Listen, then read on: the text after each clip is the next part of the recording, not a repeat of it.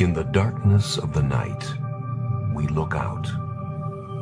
Children in an age-old universe. We try to find the man in the moon and search for meaning in the stars. We look for answers. We look for life, perhaps not as we know it. A world away, or is it? What I saw was real. It was damn real. Over the last 50 years, reports of UFOs and of encounters with extraterrestrial beings have reached astronomical proportions.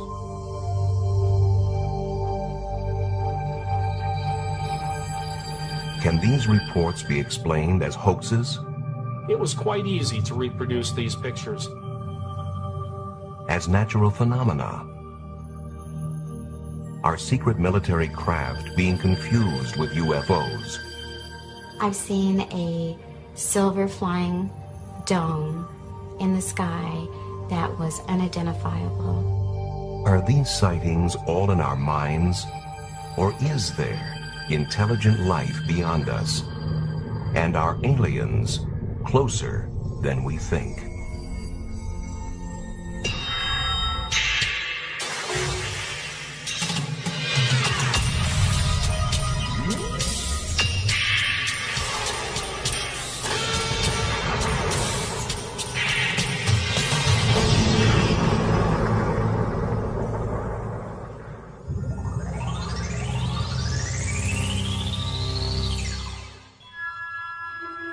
We have long been intrigued by the notion of life on other planets, and our popular culture has been filled with images of UFOs for decades.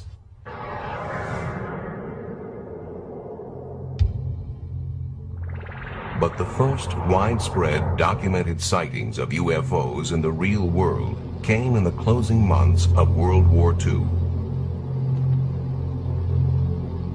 The sightings we saw were, I think, were in about in the 44, in November or December then. We'd see these balls of light that would fly off the wings of our airplane. The one I saw was like a white light.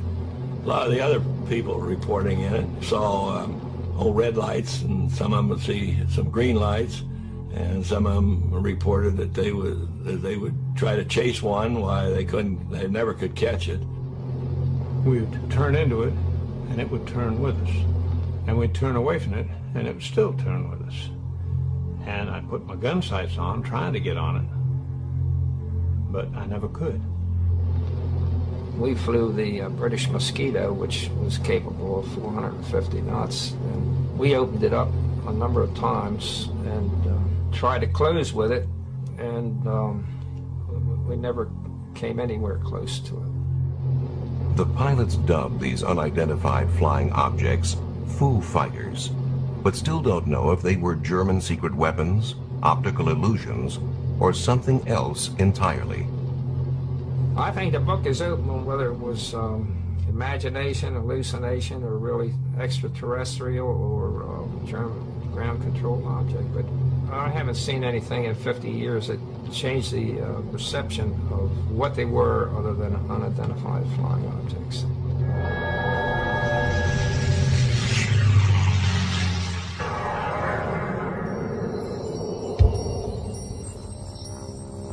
Years after the end of World War II in Washington State, a private pilot named Kenneth Arnold reported seeing peculiar-looking aircraft near Mount Rainier. The craft appeared to wobble and flip and were flying faster than any Arnold had ever seen. Word of this sighting was spread by the press, and the term flying saucers was coined.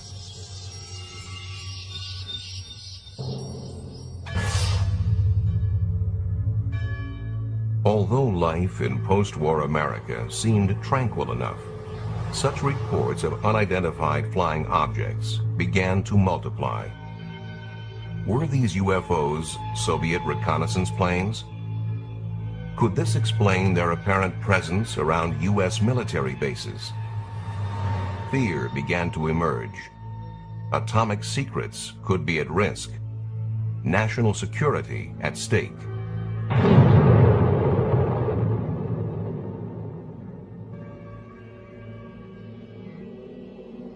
Given their potential significance, UFO reports and rare films from witnesses did not go to the police or scientists.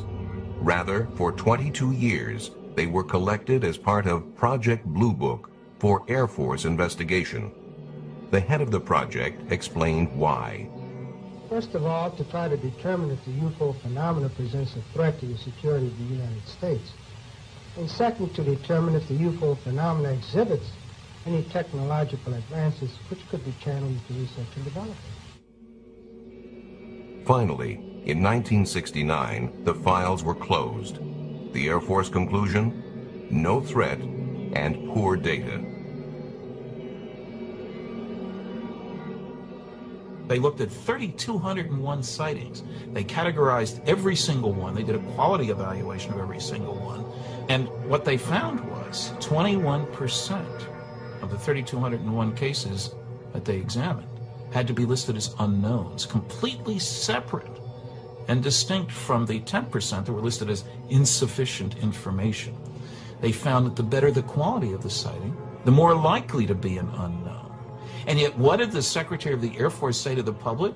He said that on the basis of this report, we believe that no objects such as those popularly described as flying saucers have overflown the United States. Still, many remained unconvinced by the official government findings, and their disbelief seemed to find support for a time in 1987. It was then that British researcher Tim Good laid his hands on a briefing document which was addressed to President-elect Dwight D. Eisenhower and dated November 1952. The papers appear to reveal the U.S. government's clandestine recovery of aliens after the 1947 crash of an airborne object in New Mexico. Those in charge of the recovery were called the Majestic 12. According to this document, a local rancher reported finding a flying saucer that had crashed 75 miles northwest of Roswell Army Airfield. During the recovery, 4 dead aliens were supposedly found. Their remains were allegedly removed and sent to several different locations to be analyzed. There was no question that the importance of these documents was monumental. I mean, nothing like it before had surfaced. It's dynamite. Proves there are flying saucers, alien visitors, the whole business.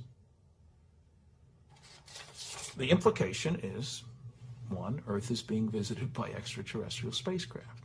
2, the government has known not only that that is true in the abstract, but has had pieces of wreckage and bodies of extraterrestrials since at least 1947. But not everyone was as sure. Within about 10 minutes of seeing the documents, based upon my research into UFO documents up to that time, I knew these things weren't real. Among the documents Tim Good received was a memorandum from President Truman to his Secretary of Defense. Critics claim that his signature is identical to that on another document, a problem for document analysts. Now, anyone familiar with forensic document analysis knows that a person signing their name never signs it twice in the exact same way. And that suggested to us that the signature from the later genuine non-UFO document was cut out by the forger and pasted onto this false executive order to lend an air of authenticity to it.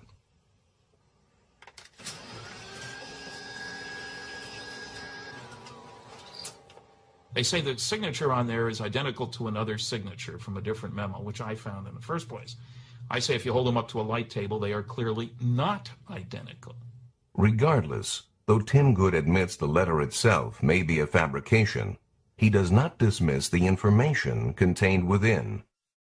I am convinced that whoever fabricated that document, if it was fabricated, must have had inside knowledge. There's no way it could be otherwise. And there's no question that the Majestic 12 papers have indeed pointed people in the right direction. And I think essentially the information contained therein is accurate. Eventually, to get a more complete overview of government documentation regarding UFOs, the Citizens Against UFO Secrecy went to court. The National Security Agency, however, tried to block them. We filed for the 21-page above top secret affidavit. The judge had referenced it in his finding, and we eventually got it. The only trouble is, as you start to go through it, you find that it's blacked out, and pretty soon all blacked out. 75% of the document isn't there, and people say, scrape away the black, there's nothing underneath. They Xerox it first.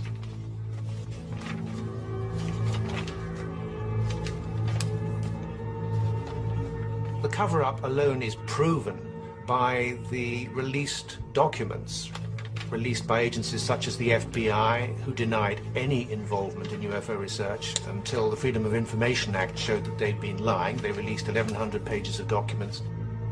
CIA denied any interest in the subject. Suddenly we have now, I would think, thousands of pages of UFO-related information dating back to the 1940s, which quite clearly indicates that there has been a cover-up. Certainly, the private Center for UFO Studies thinks there is validity to UFO work. Over 100,000 cases are archived there. I am convinced by over 20 years of work in this field that there is a mysterious phenomenon occurring that is being neglected by science, not by the public, but by science. And it's to science's detriment that it's doing so. Still, in other parts of the world, some scientific studies are being done on UFOs.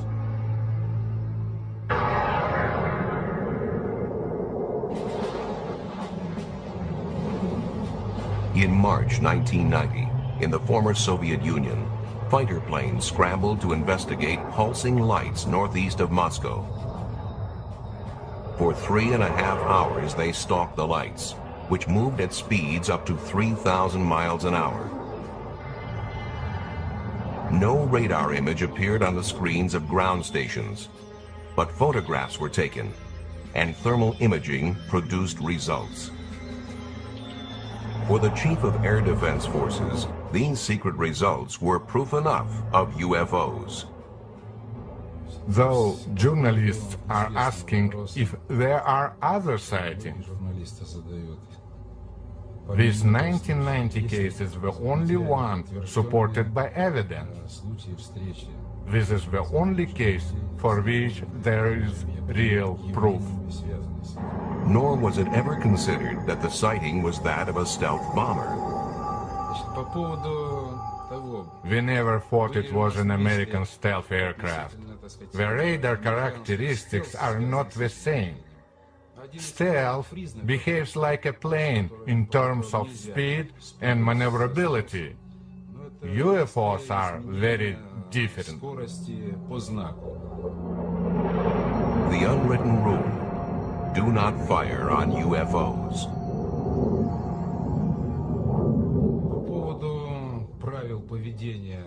As far as official instructions are concerned, we in air defense have certain unwritten rules that mean we do not fire at UFOs.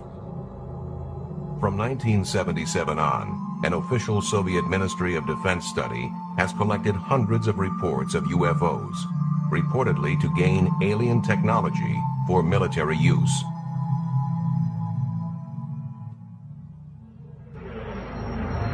Their files list many cases. In one case, a pilot reported finding a light closing in on him, at which point his aircraft went into rapid descent. Though he landed safely, there was damage to the left wing.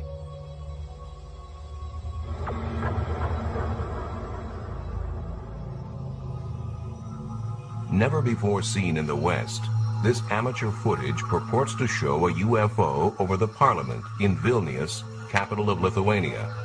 The craft hovers noiselessly, appearing to land.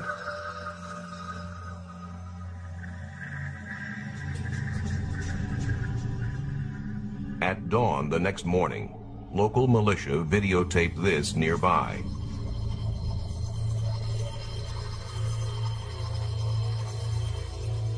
Enhanced, the night visitor looks like this.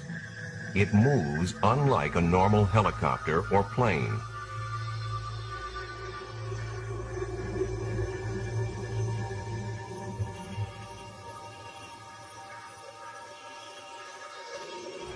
In another Soviet incident, hundreds of people thought they saw a giant UFO over the city of Petrozavodsk in northwest Russia in 1977.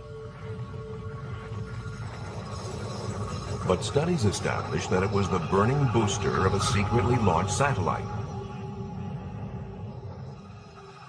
Still, at the Soviet Academy of Sciences, such phenomena are considered worthy of serious inquiry.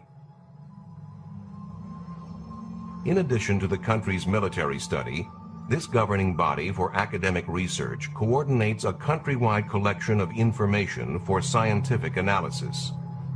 Here, the Central Committee for the Study of UFOs gathers data from 10 other scientific academies.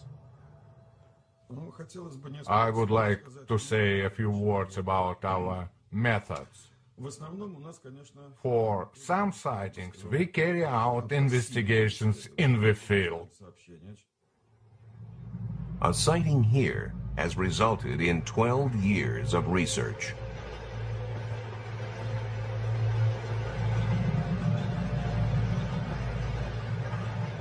Train passengers reported seeing a UFO,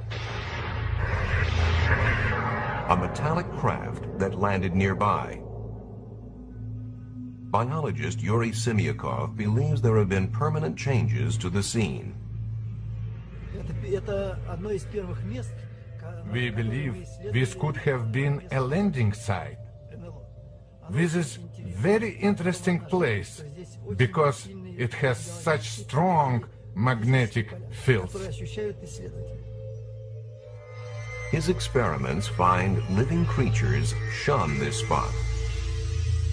These findings are consistent with studies of other UFO sites, where the ground appears empty of all life, even microbes. Most puzzling of all, Earth samples taken from landing sites contain tiny spheres. His work has led him to conclude these spheres were extraterrestrial in origin, containing DNA, the seed of life itself. In the U.S., tests of these samples were divided. Results indicate that the spheres are either of unknown origin or common parts of groundwater filter systems. Yet some Russian researchers believe alien microtechnology is being placed here by interplanetary prowlers.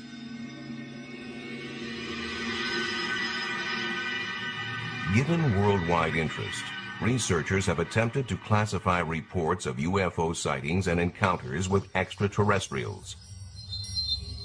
When an unidentified flying object is seen, but nothing more, it is labeled a close encounter of the first kind. Where traces are left, it becomes the second kind. Then there are close encounters of the third kind, where people report observing aliens. In close encounters of the fourth kind, the witness actually interacts with the aliens. In November 1980, in Todmorden, England, an experienced police officer, Alan Godfrey, was on night patrol when he saw an object he could not identify.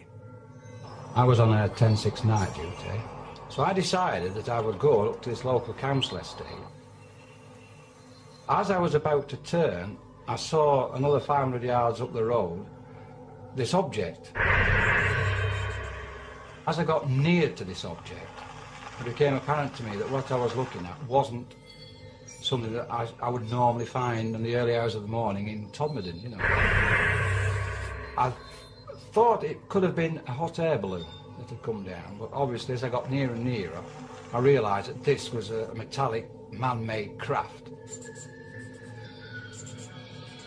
It was a nuts and bolts thing. It wasn't an hallucination, it was real. This object was 20 foot wide. It's 14 feet high. It's diamond shaped.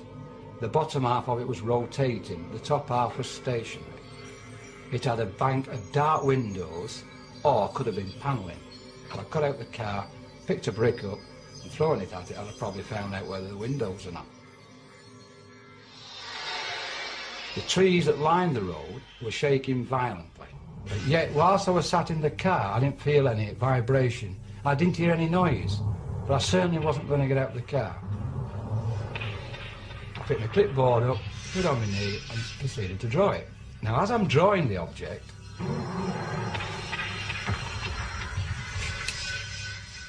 I'm suddenly at the other side of it, driving a police car. And the object had gone. Gone too was a period of time. After hypnotic regression, the officer remembered more. There's a total blackness. Then there's a feeling of floating, as though either me on my own or the vehicle, whatever, is floating. Then I wake up in a room. Now in this room, there is a very tall humanoid, for want of a better word. He's about 6 foot to 6'6", very tall, thin, with a beard. He had a skull cap on and he had this white gown on. What happens then is I'm asked to get on this bed. Now, the questions asked to me then is, how did he, he wants to get out? Because I said, his mouth's not moving, he's not talking, it's just, he wants me to get on the bed. Obviously, whatever it was having some sort of influence over my thoughts. Yet I did feel at ease with him. I felt comfortable with him. I got the impression that I'd met him before. I wasn't in fear of him or anything like that. I didn't feel in any danger. So I'm on the bed, and then these horrible little things come.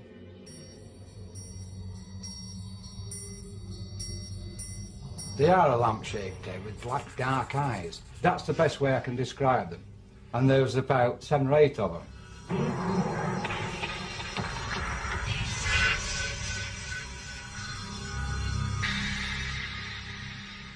Officers nearby said they saw a light in the sky, and Alan Godfrey insists his encounter was genuine. I know that night what I saw was real. It was damn real. In 1974, in Llandrillo, Wales, residents felt severe tremors. Tremors which some felt were not naturally caused.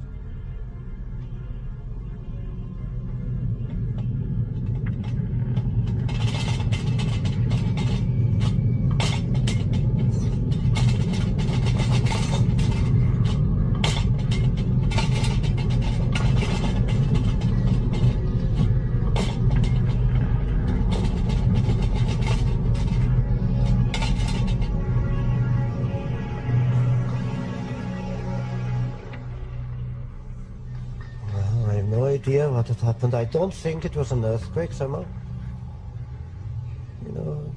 I still think it wasn't an earthquake. John Roberts wasn't the only one shaken that day. Hugh Edwards thought he saw a flying saucer. I saw this object come in along the mountain with the size of a bus, really. It's right in the middle, two ends. Came across the mountain towards the road there. As it went over there, it dipped, and I thought it was going to crash. It dipped out of sight into the valley. Well, I'd heard so much about flying saucers, and I thought, well, this is it. And the only sound I heard of it like a shh going through the air. I was very surprised to see it, really.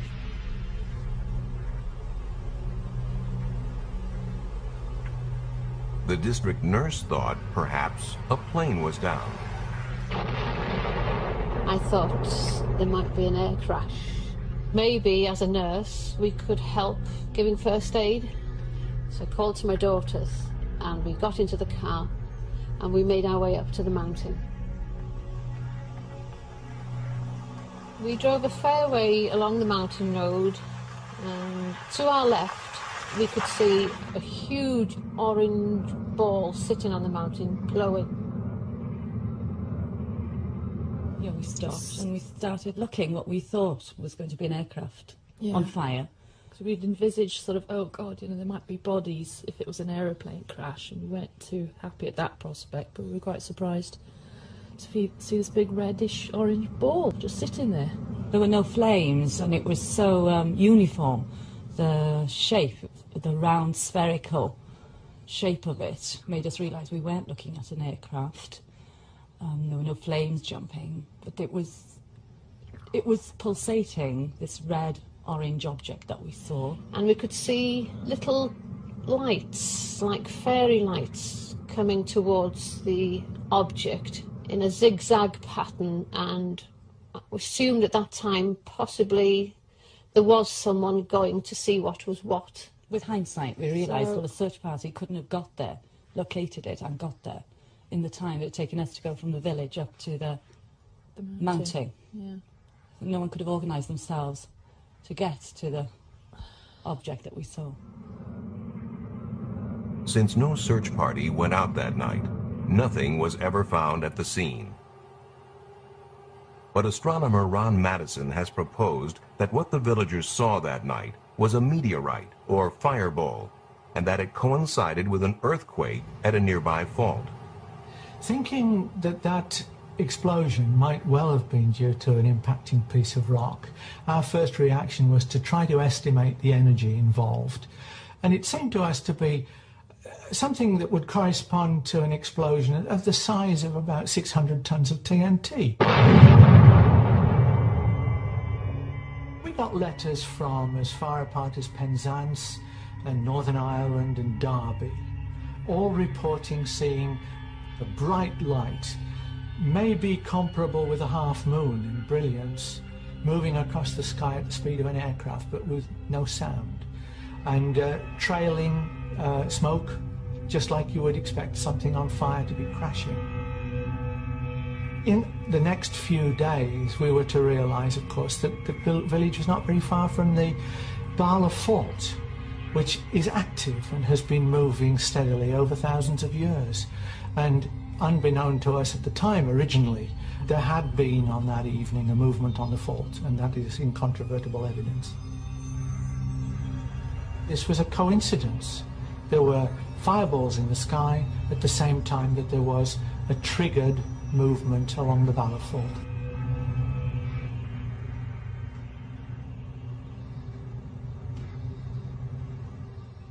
Another highly publicized British sighting proved equally attributable to natural causes, but not before many believed that they too had seen a UFO. In March 1981, policeman Derek Ingram saw and photographed what many thought to be an alien craft that had landed on a fell or hillside. I was in the kitchen of the police house at Krakow. I looked out across the fell, with the kitchen window back onto the fell, and I saw a very intense bright light, a big band of light, on the rock face of the fell. I watched the light for maybe 10 minutes, and I thought it was worth taking a photograph of. It was unusual. I actually drove up onto the hill and walked across the fell to try and find something on there, maybe something had been dropped or something had happened. There was nothing up there. I couldn't find anything at all that would explain the lights. The faithful saw a finned craft with 3 lights, and as the press had a field day, researchers tried to identify the visitors. After the photographs had been taken, the negatives were given to the Yorkshire UFO Society, who spent 2 years investigating the case, and they sent the negatives to Ground Source Watch in America and to a very well-known German UFO photographic analyst. Neither groups of people could come up with a satisfactory explanation, and in fact Ground Social Watch actually said snow was the best possibility for it. In 1983, the Yorkshire UFO Society went public with the case and actually claimed that it was the best evidence yet for a structured craft being sighted in the British Isles. The investigation continued, and in 1987 we'd almost given up hope of ever finding out what caused it, and I was on a weekend trip in the Dales with my wife and son and decided to stop and show them Krakow Fell. And lo and behold, what should be staring back at me from the cliff face but the Krakow UFO. What they found was certainly a surprise. Right, we're about 1,100 feet up a Yorkshire cliff, and this is the Krakow UFO. It might not look like much from close up, but you can actually see the 3 balls of light on the photograph. They're created there, there and there by a complicated illusion, a mixture in fact, of white lichen, green lichen, the Yorkshire Gritstone rock which contains quartz crystals, and the rainwater. All this, when it's illuminated at certain angles by rain or damp, it gives the illusion of 3 balls of light. Some days it can be very bright, some days it can be very dull. On the day in particular when Derek Ingram saw it, it was amazingly bright, and that's what created the feeling in him that he'd actually seen something totally unusual, even though he'd actually looked out of his window probably every day for the previous 2 years and not seen it. Though some sightings can clearly be explained by natural phenomena, UFOs continue to have a grip on the public's imagination that is not easily loosened. And there's no shortage of pranksters to capitalize on this fascination.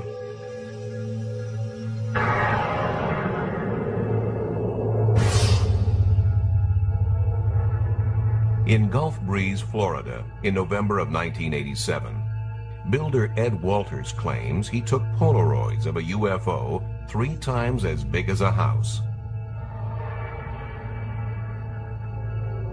For him, it was just one of many such photo opportunities, near abductions and glimpses of aliens. Though he sold 2 books worth, Ed would not allow his photos to be included in this program.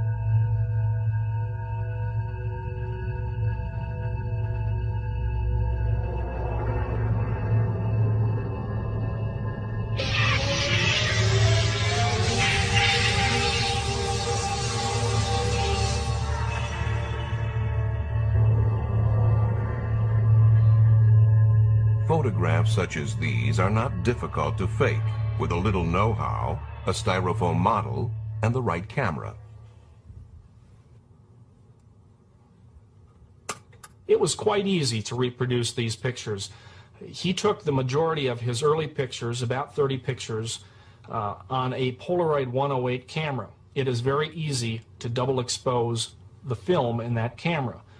If you don't pull the film out, you can press the button and expose that same piece of film again. You take a picture of the UFO model inside, you go outside, take a picture of the skyline, let the film develop. There you have your double exposure of a UFO flying in the sky.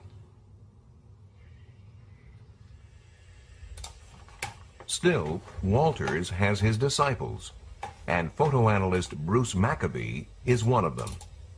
A government research physicist, Maccabee is a believer in UFOs and is the author of many scientific papers on them. I have analyzed all the films and videos that have been taken by Ed Walters. I have studied most of the videos, I guess, that have been taken by other people down there. And it's just sitting there. As far as Ed's pictures and videos are concerned, it's my opinion that they are real.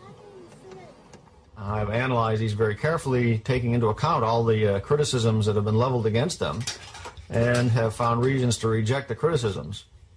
In baseball, you get 3 strikes and you're out. For Ed Walters, in this case, strike 1 was when a model was found in the attic of his former home. Strike 2 was when a young man named Tommy Smith came forward and claimed that he was an eyewitness to Ed Walters creating double-exposed UFO pictures. Strike 3 was when we went out and did photo experiments and were able to replicate many of these photos, especially the difficult photos like the UFO hovering over the road. So my conclusion is 3 strikes and you're out. We published the first pictures of the Gulf Breeze sightings back in November of 1987, and I was trying to figure out exactly how to present them, because I tried to run everything that happened locally in Gulf Breeze. When my folks came in, and I said, "You're not going to believe what we're getting ready to run in the paper this week." And I showed them the pictures, and they said, "That's what we saw." It was primarily because of the many other people in Gulf Breeze that witnessed the UFO, both the same night that Ed first got the pictures and many times after that, that the Sentinel continued to carry the story. I have had 3 other daylight sightings and over 100 sightings at night at Shoreline Park and Gulf Breeze. I witnessed over 170 sightings. These were red lights, red and white lights, over and around Gulf Breeze, Florida. I've seen a silver flying dome in the sky that was unidentifiable. Never seen anything like that before, and it was unexplainable. But just across the bay from Gulf Breeze is the Pensacola Naval Air Base. One explanation that occurs to locals is that some of the sightings are illegal pranks by naval personnel at the base.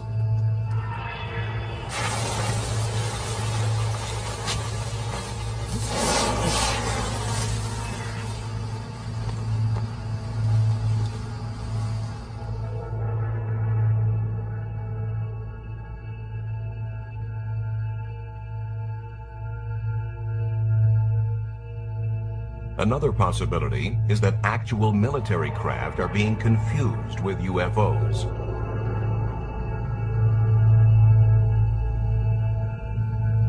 For instance, would most people recognize UAVs, uninhabited aerial vehicles, designed for stealthy reconnaissance and secret observation?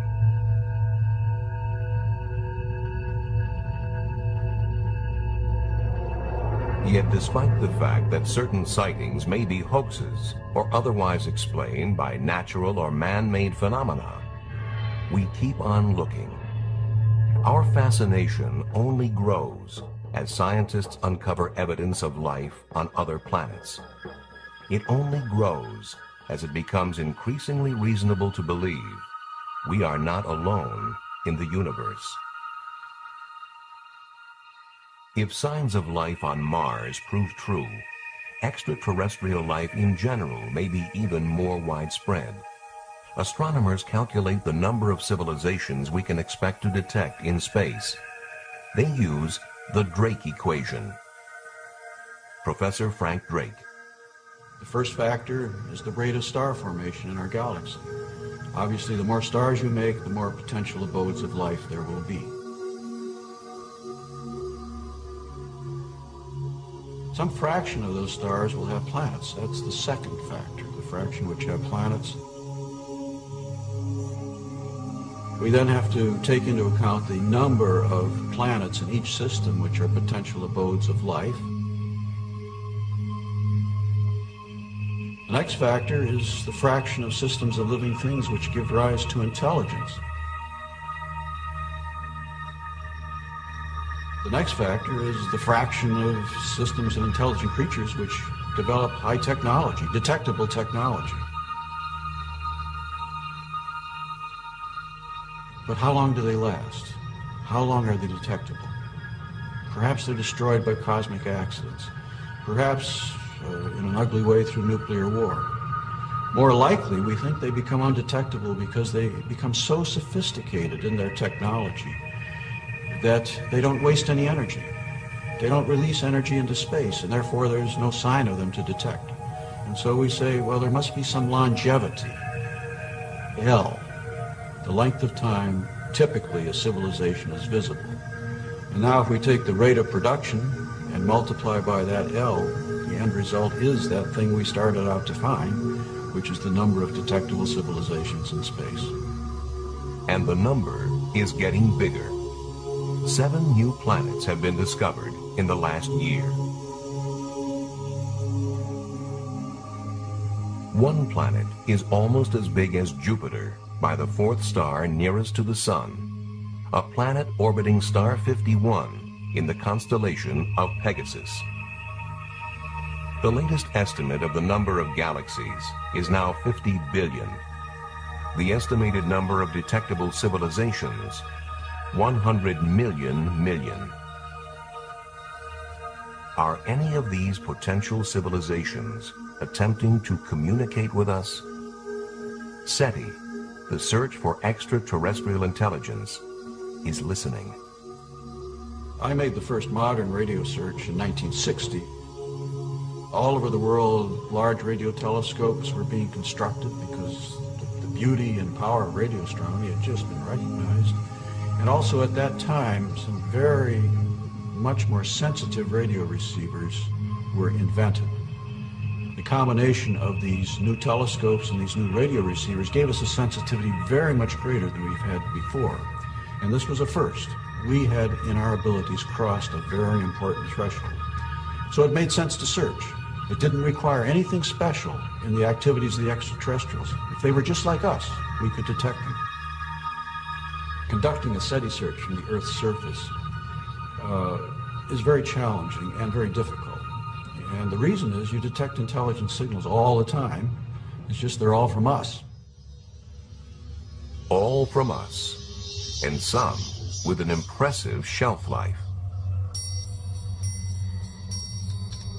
Call sign GBTT. Golf Bravo Tango Tango.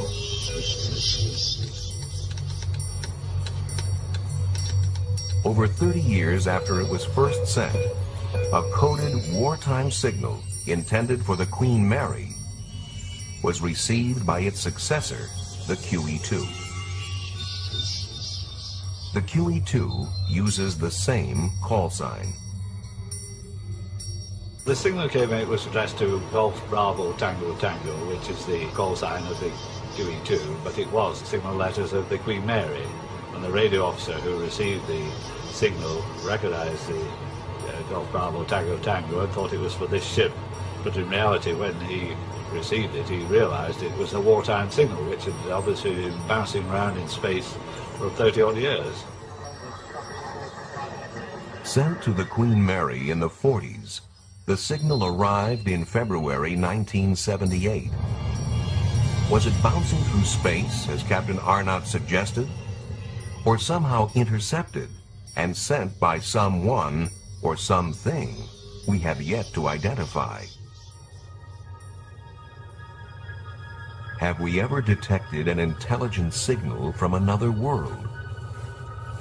Jerry Amon may have. Straight from a fixed source near the center of the galaxy to Ohio State University's Big Ear Radio Telescope. A telescope larger than 3 football fields.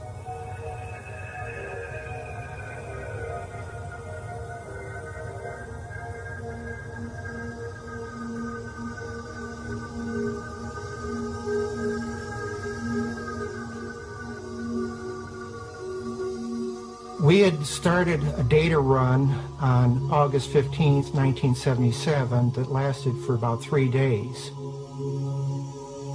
As I was looking through the printout, I was recording and marking all of those signals that were unusually strong, and I came across one that was stronger than I'd ever seen before by many times. And I was so astonished that I wrote the word "wow!" exclamation point over in the margin without even thinking.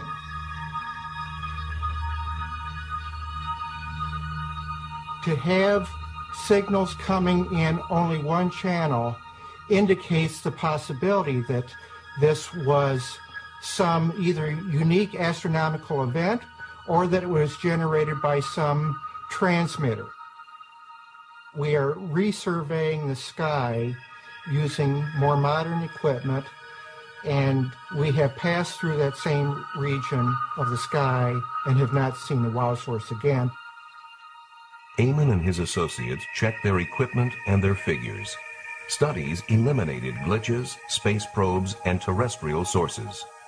We have ruled out effectively nearby spacecraft or space debris or satellites in Earth orbit, and we've certainly ruled out anything close, very close to the radio telescope, like an airplane flying through the beam of the telescope.